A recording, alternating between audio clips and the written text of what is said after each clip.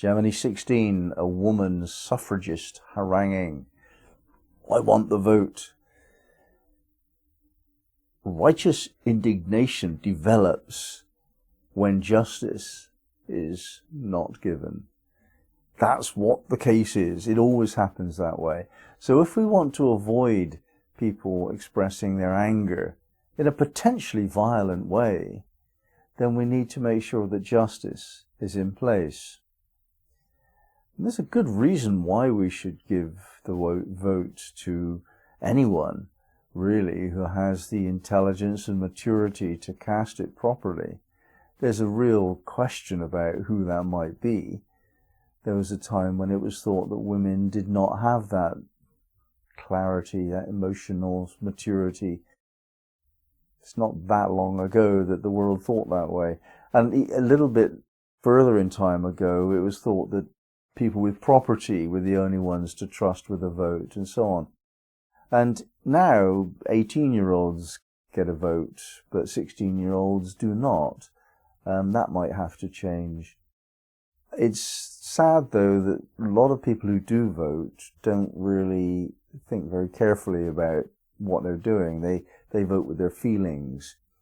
And their feelings are easily manipulated, as are their thoughts, by powerful persuasion. This is true for us all. We're all subject to powerful persuasion. We're all brainwashed, every one of us, and not one of us is able to clear that from our mental, emotional system. Some do it better than others, of course, but unless we're entirely conscious, a part of us is unconscious. Well, to be entirely conscious, that's enlightenment, that's God, really. There might be one or two others, but to know everything, you have to be pretty godlike. And the rest of us are just going to have some unconsciousness to deal with, which means that it's been planted in our minds and our hearts by this process of persuasion. And this haranguing word in the degree title, this is what that means, this very strong emotional manipulation by the choice of words and tone. Tone is probably more important in this case than the words chosen themselves. And when somebody has that ability to engender an emotional response because of their words, then they're very influential indeed. It has to be said that if you don't have that ability, you're not really going to be able to influence large numbers of people. And for good or bad, the people that were extraordinarily influential had this ability of oratory. I'm thinking in my country of Winston Churchill, Margaret Thatcher even, and of course, for all of us, Adolf Hitler. He's as famous for his style of oratory as anything. He was an incredibly impactful speaker. And it matters. It matters how you present your message. If you speak dryly and grey and matter-of-factly, you might be talking accurately, but you won't make any difference to anything because nobody will listen. It's just boring. And this quality that we all have, we can get bored, especially when somebody's droning on. They might be the most fascinating subject, but if they present it badly, we're going to go to sleep. Think about your school days on a hot afternoon when somebody was talking about really exciting material in a way that they'd talked about 1,000 times before to 1,000 kids that never understood it. They were bored, we were bored, everybody went to sleep. That's what happens. You have to present your message in a way that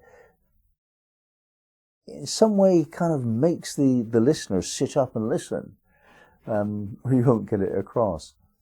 So, in a sense, we're not so much with this degree talking about injustice and righting the wrongs of society and humanity and so on, which that's a work in progress and always will be. We will never have the perfection of justice.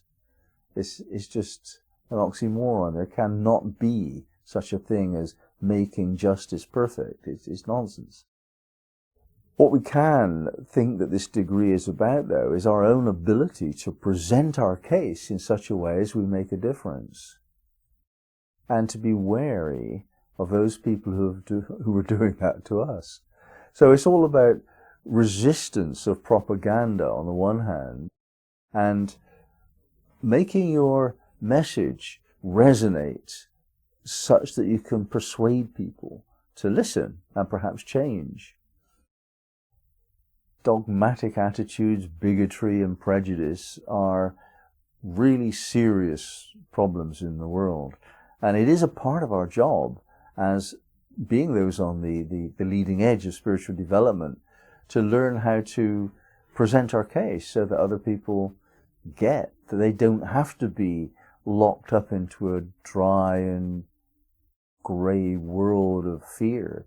We can help people, but we can only do that by making them feel the truth of the message. And you won't be able to present that unless you actually feel it yourself as you present it. True of anything, if you want to make a difference, you have to allow your words to touch your feeling. Hence the idea that tone is perhaps more important than content when you're delivering a message. And students of linguistics have demonstrated that this is the case. Tone and body language are outstandingly more important in creating a change in the other person than the content of what you're saying. So the important part of presenting a message is that the heart has to be involved, or you won't get the tone. If you're dry in your presentation, like for example clerks that you might meet in a motor licensing office or the social security office or something, they're not interested in what they're doing. They're bored. They're doing it for money only, and their tone of voice is inhuman. It's just dry and like death, and it creates that feeling. The atmosphere in these offices is deathly. It's not the kind of violent death, but the entropic death. It's like no life. It's lifeless. It's that kind of death. And if you present your messages in that lifeless way, not only will you fail to persuade people, but you'll become lifeless. And one of the reasons that people do this, and we can see it in teenagers and young kids, well, actually, kids around teenagers is pretty much exactly what I want to say. These kind of messages, when teenagers are speaking to parents particularly, they take the tone out of their voice. They speak as though they're bored, as though they're forced to have this life that they're having, that they've got no freedom, and they present that message to the world that things are not okay. And that moves them deeper into their sense of depression, because they're not speaking with this lively, joyful attitude, this interest in life. So, speak in a way that you would like your life to be.